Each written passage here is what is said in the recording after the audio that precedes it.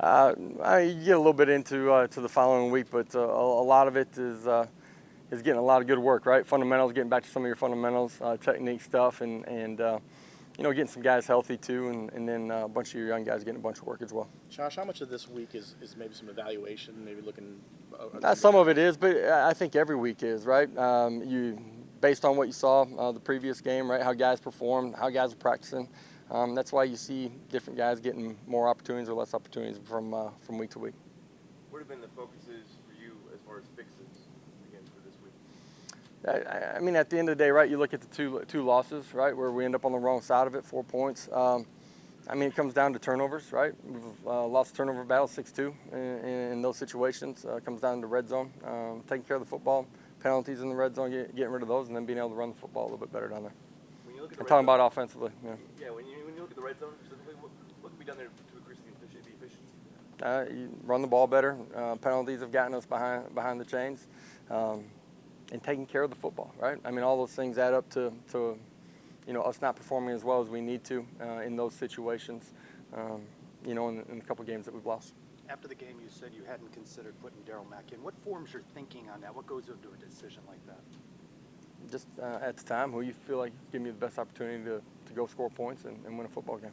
Has the performance of the offensive line maybe been a little surprising with the way that Amber alert. they've struggled a little bit handling movement and for an experience. Yeah, yes and no. Last week, front coverage completely different than anything anticipated or really seen on tape, right? And so at times I felt like early in the game they actually did some really good things in the football game. We didn't do it consistently enough, right? We got 58 play or 56 plays, whatever it is, in the first half, right? And got 16 points to show for it. That tells you that there's some opportunities that we probably squandered, right? Second half, you come out, and I say it all the time, and sometimes you guys probably don't believe what I'm saying, but it's a really fine line, right? I mean, you start your first two drives with two penalties. You know what I mean? You're in 1st and 20, 1st and 22. It's hard to move the chains at that point. So, it's not a major overhaul. There's some things that we got to correct, and we'll do that this week and continue to push for those as we go through the season. What sort of adjustments did you make on offense when you saw they were presenting some different things on defense? It changes, some of your route combinations. It changes some of your run schemes. Not perfectly, right? But I thought staff and players, did some really positive things as far as adjustments early in the football game. 2 weeks now without Randy Charlton. What can you tell us about his status?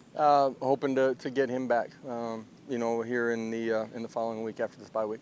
Dylan, what kind of adjustments or improvements do you want to see out of him coming off of a loss like this and just a true freshman? Whether he's a true freshman or not, right? End of the day, take care of the football, right? That's important. Made the point in the team meeting room, and it's true. It's not just him, right? There's other pieces of the puzzle: protection, wide receivers winning on routes. You watch that game unfold. There's multiple things that cause turnovers. And then just using his feet a little bit more. To be honest, opportunities in the red zone to use his feet, in particular, third downs, escaping, making plays with his feet. For where this team is on their journey, what's the open date this week do for them? As always, I think it gives you an opportunity to catch your breath, analyze where you're at, right? Do some self-scout in all three phases of the game. Also, judge your personnel, right? Get some guys healthy, and get yourself ready for the second half of the season.